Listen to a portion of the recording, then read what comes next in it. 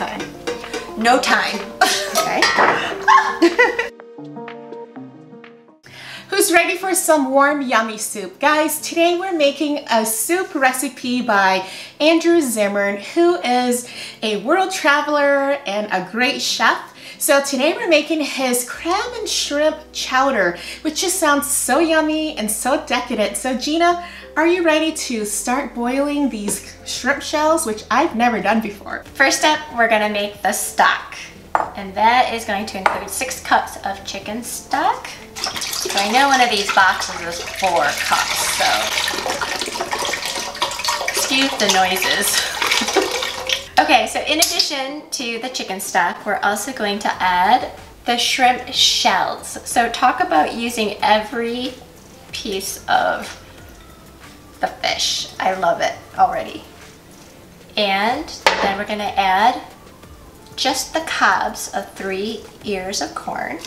And that is it. And then we're gonna let it cook for about 30 minutes. We're gonna get it to a boil first, and then we're gonna cover it and then let it simmer for 30 minutes. We're gonna go ahead and start toasting some of our spices.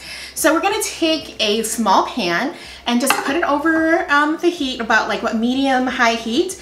And then we're gonna toast our whole fennel seeds and celery seeds. And we're just going to move it around the pan for about a couple seconds. I think it said like, what, 45 seconds or something, but it is already, I can already smell it, can you?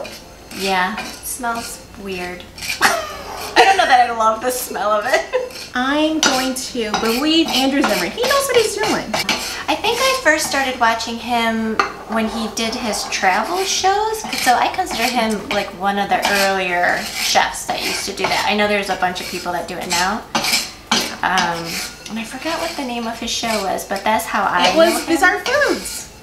Yes. So a funny story about Andrew Zimmern is that before he became this big chef, he used to be homeless.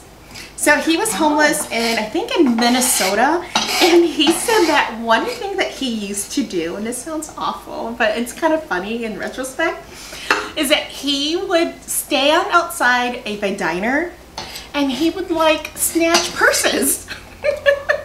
He told people he did that? I would never share that information. He was homeless, and I don't know if he had, I don't know if I'm getting this wrong, but I swear like he was homeless and maybe he had like a drug problem. This is like a long time ago. Yeah. And he would snatch purses outside of a diner, and it kind of reminded me of like Phoebe from Friends when she would tell her homeless stories. I'm laughing because you're like, I could be wrong, but I think he stole purses and had drug problems. Not to spread rumors. So now that these are nice and toasted, we're going to go ahead and put it in. If you have one of these little cute mortar, I can't say it. Say it for me, Gina. Mortar and pesto? Pesto? Yes. Pesto. So you can't say mortar and I can't say pesto. Put those muscles to work and you should get this nice fine powder. Okay, we're back. Our stock has cooked for a good 30 minutes. It didn't stink up the house too much. But then again, I do like seafood. And then next is to strain it. I hope my bowl is big enough. I didn't even factor that in.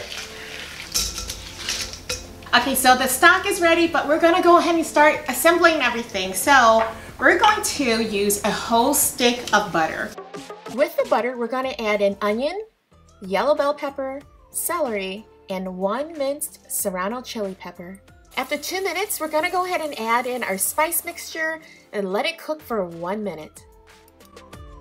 Okay, next up, potatoes. We're gonna put, it says 2 potatoes, and mine, again, I think were extra large, so I'm going to not put in my 2 extra large potatoes and keep a little bit behind. I don't know what, okay, next up is the stock we made earlier, which is super hot, so be careful. So I've got some room for more stuff, but I know we still have to add corn and crab, so I will hold off. Oh, but then we gotta add cream too. So should I use my whole potatoes? But it didn't say extra large potatoes. All right, I'm gonna, such peer pressure cooking. Okay, I'm doing it.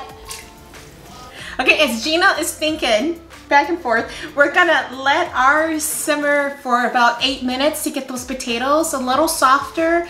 And then after that, we're gonna add in everything to it that makes it a crab and shrimp chowder. So 8 minutes, we'll see you guys back. So we're going to put in a whole pound of large deveined, deshelled shrimps in here. And then on top of that, we're going to add in a whole pound of crab. The recipe says to pick it over. What does that mean? Do you know? It just means that sometimes there are shells that are still left in. So if you have the time, or you really should just pick it through to make sure that no shells fell in so that you don't bite it. Oh, great. Okay. No time. Okay. Uh-oh, what happened? Nothing. With the heat off, we're going to cover the pot and let it sit for 3 minutes until the shrimp turns pink. And then we're going to add in our corn and a little salt and pepper to taste.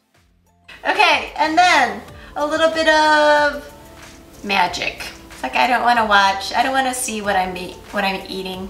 Well, what's a chowder without a little cream? Healthy.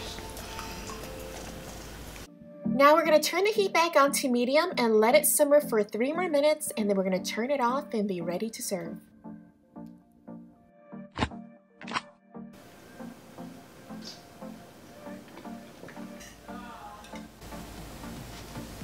Ooh, it's soothing. It warms your heart like soup should, or you expect it to. I'm used to the chowder being thicker,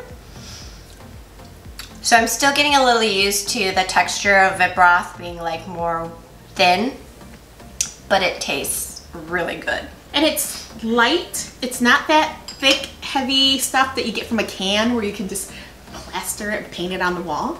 This is, even though it's all cream and butter, it's actually really light.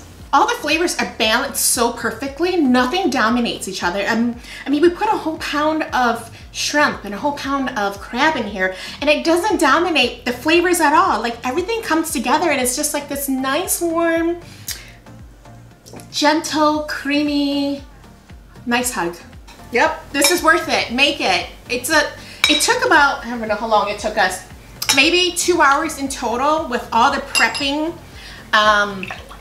But cooking-wise, it didn't feel that long. Like, it didn't feel labor-intensive or a pain. Like, I didn't complain like I usually do.